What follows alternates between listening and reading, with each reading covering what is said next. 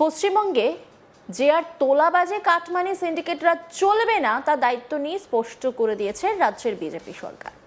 এই বিষয়ে পুলিশ প্রশাসনকেও নির্দেশ দেওয়া হয়েছে। শুরু হয়েছে ধরপাকড়ও। এরই মাঝে বড় খবর, ব্যবসায়ীদের কাছ থেকে তোলাবাজির অভিযোগে রাস্তায় ফেলে মারধর করা হলো কাউন্সিলর ঘনিষ্ঠ তৃণমূল নেতাকে। বিধাননগরের ঘটনা।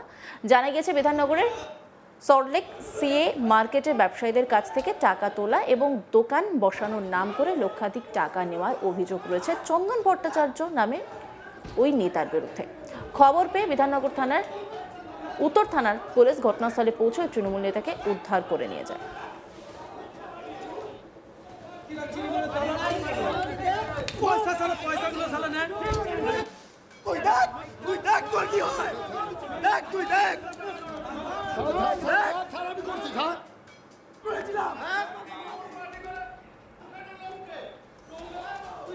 জানা গিয়েছে সল্টলেক সিএ মার্কেট পরিদর্শনে যান বিধাননগরের বিজেপি বিধায়ক শারদত্ত মুখার্জি। সেই সময় বিধায়কের সামনেই চন্দন ভট্টাচার্য নামে ওই তৃণমূল নেতার নামে তোলাবাজি ও দোকান বসানোর নামে লক্ষাধিক টাকা নেওয়ার অভিযোগ করেন ব্যবসায়ীরা। এরপর ওই তৃণমূল নেতাকে তলব করেন বিধায়ক, কিন্তু তিনি এসে সমস্ত অভিযোগ অস্বীকার করেন। পরবর্তীতে ক্ষিপ্ত ব্যবসায়ীরা চন্দন ভট্টাচার্যের উপর চড়াও হন এবং মারধর করেন। চন্দনকে উদ্ধার করে থানায় নিয়ে যায় পুলিশ। ঘটনার জেরে উত্তেজনা ছড়ায় এলাকায়।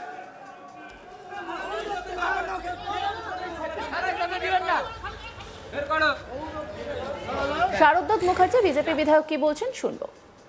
ওই একই অবস্থা, পুনরাবৃত্তি, তোলাবাজির, এক্সটর্শন, ধমকি, চারিদিকে লোকে চেঁচাচ্ছে। একটু আগে আপনারা এলেন, এখন একটু শান্ত হয়েছে। এর আগের পরিবেশ আরও খারাপ ছিল, লোকে চেঁচাচ্ছে। এই চন্দনবাবুর নামে, চন্দন ভট্টাচার্য দত্তাবাদের নিবাসী, উনি যদিও উনি বলছেন যে উনি নির্দোষ। ঠিক আছে, হতেই পারে নির্দোষ, কিন্তু সব চিঠি জমা পড়ছে প্রচুর সই দিয়ে এক্সটর্শনের। 64 জনের সই, আমি তো এটাকে ফেলে দিতে পারি না। 64 জন ওনার নামে, এই প্রথম নামে হচ্ছে চন্দন ভট্টাচার্য। 64 জনের কমপ্লেন জমা পড়েছে ওনার নামে। তো উনি এইটুকু দেখতে পেলাম, উনি একজন দাদার খুব ঘনিষ্ঠ। সেই দাদার নাম রাজেশ চিড়িমার। তো উনি ওনাকে দাদা ছাড়া কিছু বলতে পারছেন না, যখনই বলছেন দাদার কাছে। এই যে দোকানগুলো দেখছেন, দোকানে যারা ব্যবসা করছে তাদের সঙ্গে আমার কোনো সংঘাত নেই।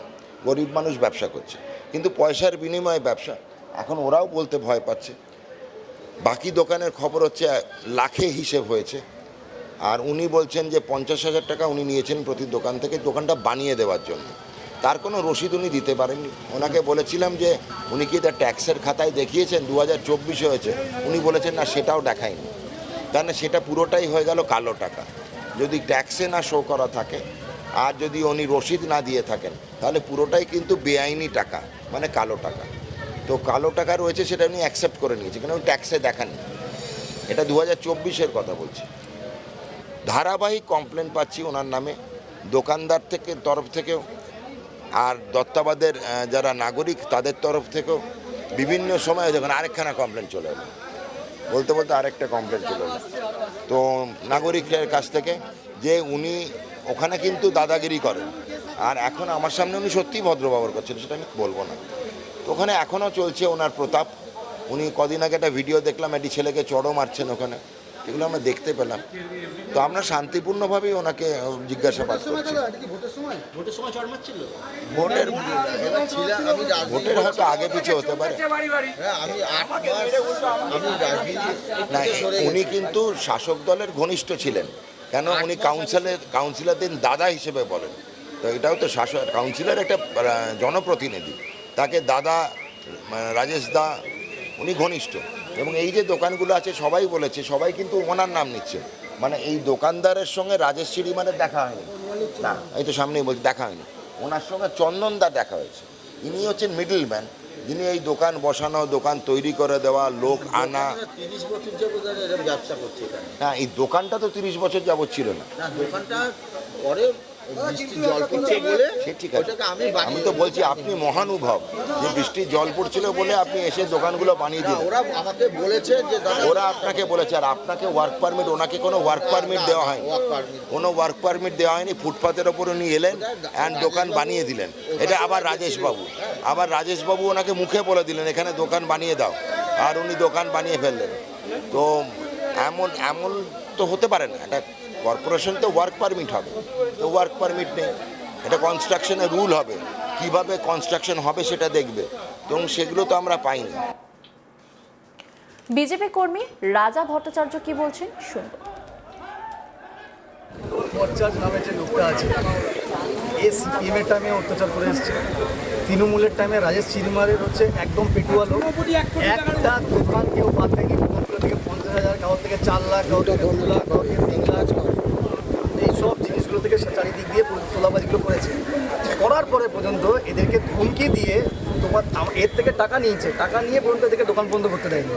প্লাস আবার দত্তাবাদের ওখানে ফুটপাতের মধ্যে পুরো ব্যানার ফ্লেক্সের কাজ করে, সেখানে পুরো ফুটপাত ছড়িয়ে দিয়ে বিজেপিরই লিডারদের নাম ভাঙিয়ে, মানে বাজেভাবে নাম মিসইউজ করে, আমি নাম নিতে চাইছি না অন ক্যামেরা, নাম মিসইউজ করে, তিনি আজকের দিনে বিধায়ক, তার নাম মিসইউজ করে চারিদিকে প্রত্যেকটা বিজেপির ছেলেগুলো, এরা কোনদিন লাইফে বিজেপি করেনি, কোনো দিন লাইফে বিজেপি করেনি, এটা তৃণমূল করতে।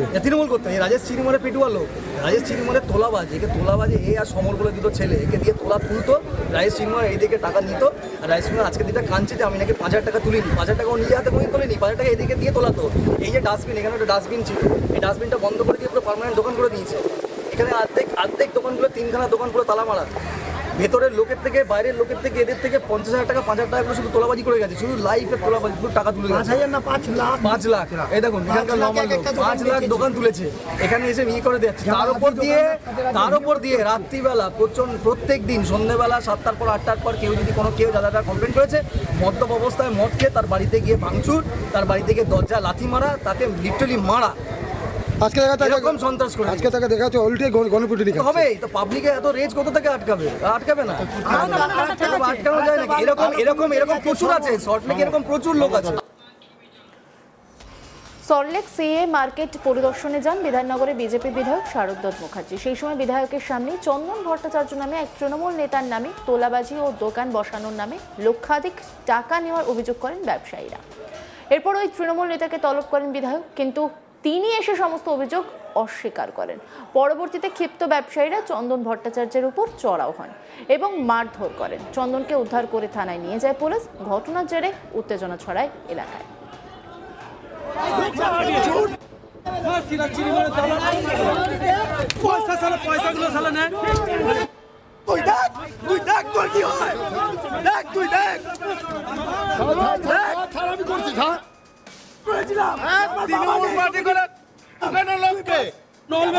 তুই বাড়ি থাকলে তো বাড়িতে